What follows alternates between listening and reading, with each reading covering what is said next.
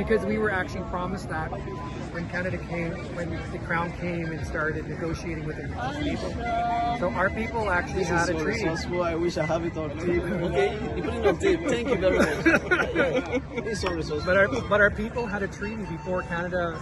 I mean, our people were very like, we come from the offspring of European and Indigenous women, and we created a culture, language, and a constitution, and all this stuff before Canada came and totally just destroyed that, right?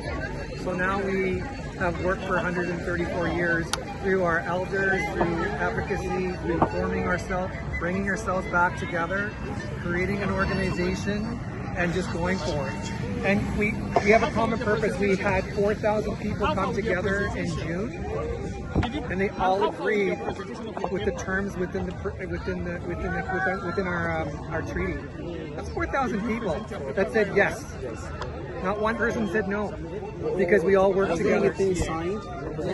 Yeah, we have an interim treaty agreement. I'll share this stuff with you. I'll send you all the information. You can see what we did. Yeah, because we are talking to other nations. We're actually talking to your nation. Well, we were talking to Nalani.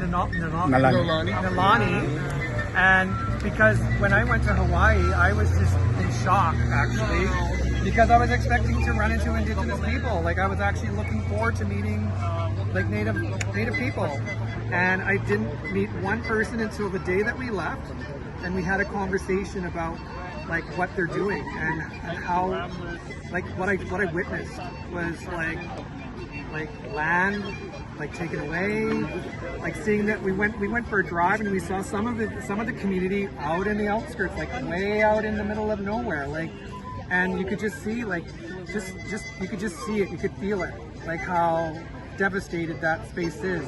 It's a very spiritual space, and you just could see the disconnection all over the place, right? And I was just like, I was heartbroken. I was like, oh my God, this is like, I thought, oh, Hawaii is so beautiful and blah blah blah, but you're on indigenous land. Without the indigenous people. And there's no indigenous people there. They're all on the island. They're off the island. They've been pushed off because it's so expensive. Or at Starbucks. Same thing with Or at us. Starbucks. Same thing with us. That They've been inculcated. And FCT is the And I can't blame them, because America's currently feeding them, and like their livelihood is coming for that. So whenever somebody is like that, I understand. You know, we got to survive as well.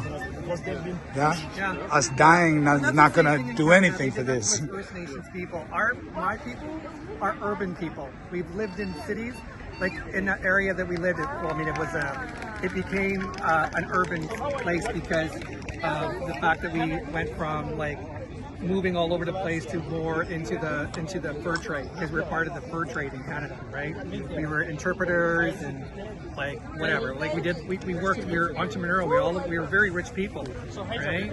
So like our people have a history of being able to go from like having what we had to losing it and now getting it back again. So, and it's much different now. So yeah, email me and I'll send you some information. We'll talk a lot more. Last thing we've recommended integration. Now, any development that is coming to the city capital, integrate the indigenous people that resettling them. Let them be found also in the city center. Than say until you have to go to the villages before you see them. Stop giving them low life. If you have interest to develop this place, maybe make this place the headquarters of this. Integrate the people, give them that same kind of life. Well, everything needs to come from the people. The direction has to come from your people. Like, Self-determined. You have to do it all together as one body. Otherwise, the goal here for the government is to put you guys all over the place and separate you. Yeah, because when you're that's separated, not how you are. You're people. But yes, you're so dispersed. Yeah. no, and when you're separated, it's easier for them to control you. Yeah. When you're able to keep bringing everyone back together, it's not just one voice or many single voices. It's everyone together that has the power. Yeah.